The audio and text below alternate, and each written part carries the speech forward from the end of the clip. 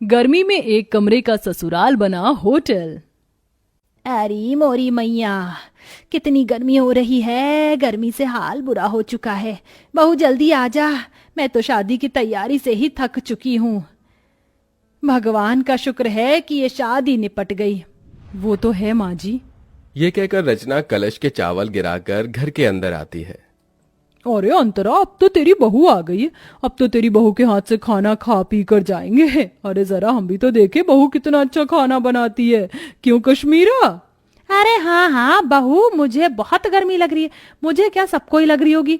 गर्मी जो इतनी पड़ रही है, तो जा सबके लिए ठंडा ठंडा शरबत बना कर ले आ। जी बुआ जी।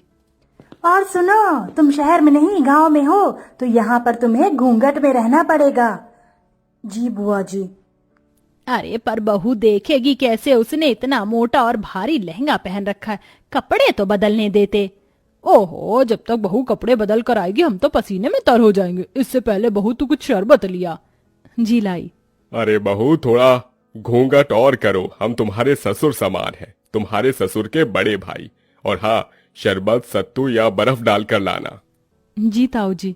माँ जी, रसोई कहाँ है? अरे बहू, तुझे रसोई ढूंढने में कोई परेशानी कैसे हो सकती है? वो देख, तेरा ससुराल एक कमरे का है, इस एक कमरे के कोने में हमारी रसोई। वो देख, जा जाकर शरबत बना दे, सभी मेहमान इंतजार कर रहे हैं।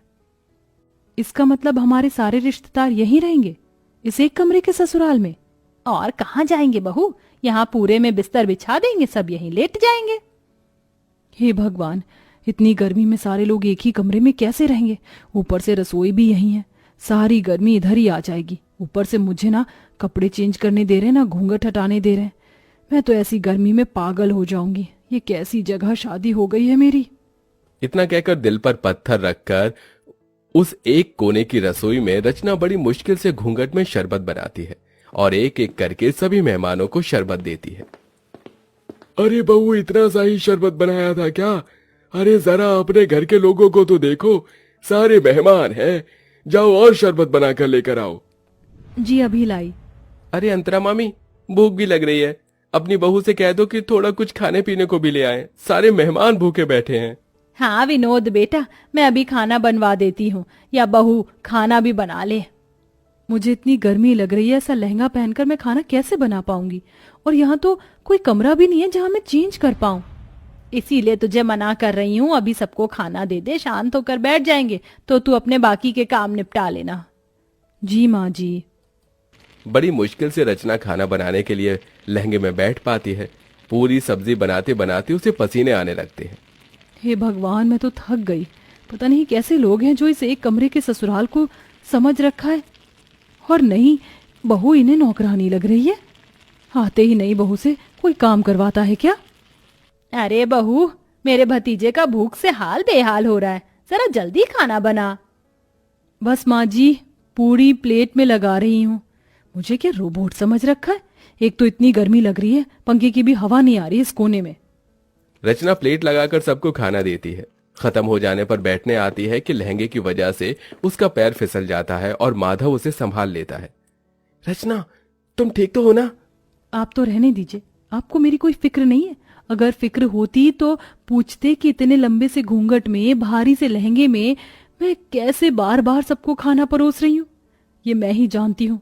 आपको क्या है, अपना सहरा शेरवानी उतार कर बैठ गए हैं 4 जनों में खी खी खी खी करने।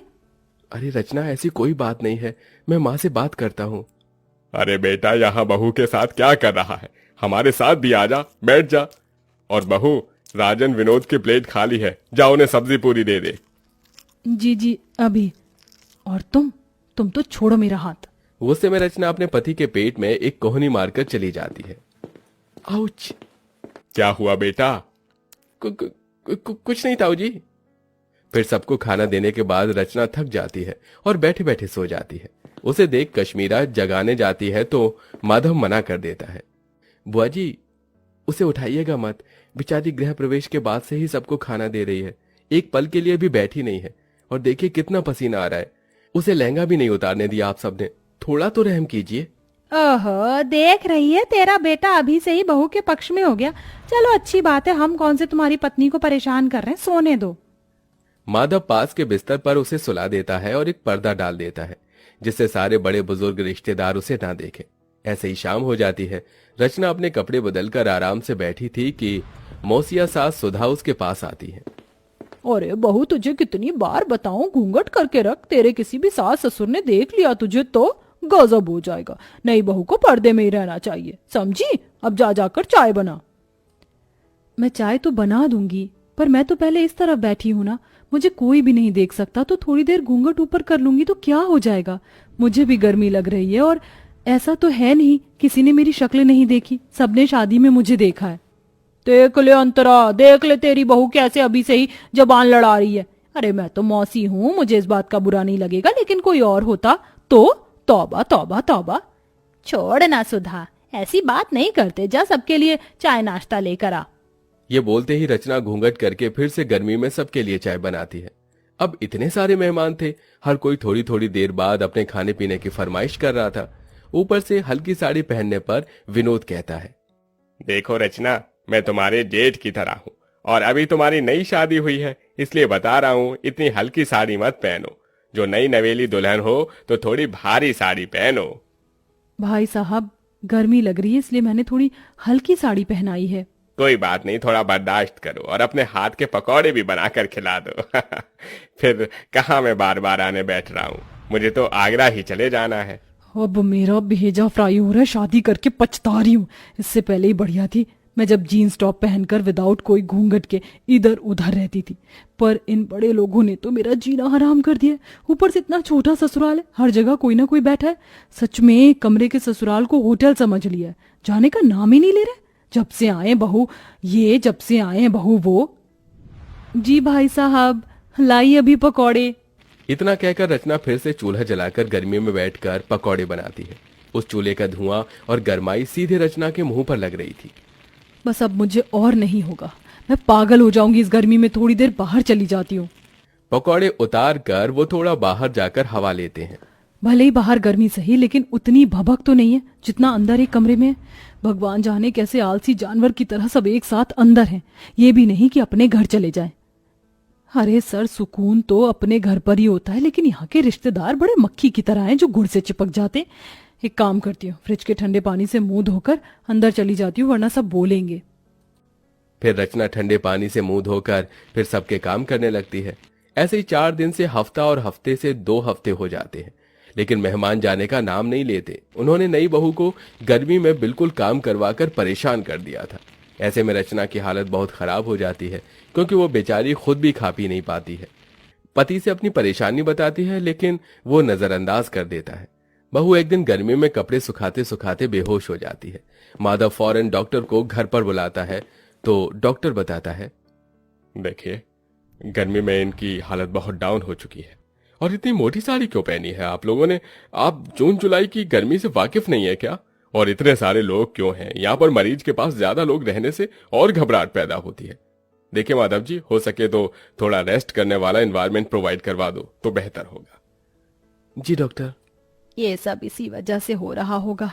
बहू ने मुझे बोला था कि उसे परेशानी हो रही है, फिर भी मैंने इसकी एक नहीं सुनी। बेटा, डॉक्टर साहब सही कह रहे हैं। देख, बहू का पगफेरा भी नहीं हुआ है, ऐसा कर तू इसके मायके ले जा इसे। ठीक है माँ। बहुत हो गया, कहीं ना कहीं ये रिश्तेदार भी मेरी बहू के इस हालत के जिम्मेदार हैं। बहुत दिन खाना खा लिया मेरे घर को होटल समझकर, अब मुझे इन्हें यहाँ से निकालना ही होगा। सुनिए, आप सब थोड़ा बाहर जा सकते हैं? जो डॉक्टर साहब ने बोला है उसी के लिए बोला है मैंने। हाँ हाँ ठीक है, चलो चलो सब बाहर चलो।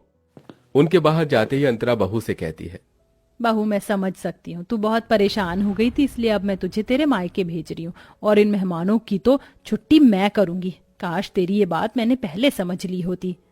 कोई बात नहीं माँ जी, ये सब हो जाता है, आप अपना ख्याल रखना। हाँ हाँ।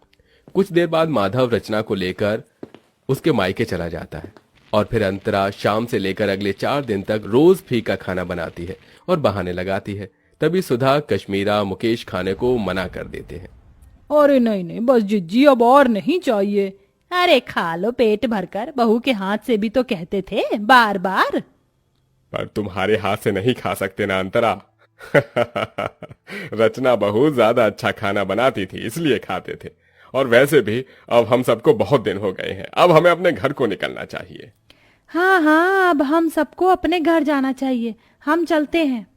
इस तरह सारे मेहमान मजबूरन खुद ही अंतरा का बेकार खाना खाकर वहां से भाग जाते हैं और कुछ दिनों बाद ही नई बहू घर वापस आकर एसी में सास के साथ खुशी खुशी रहने लगती है।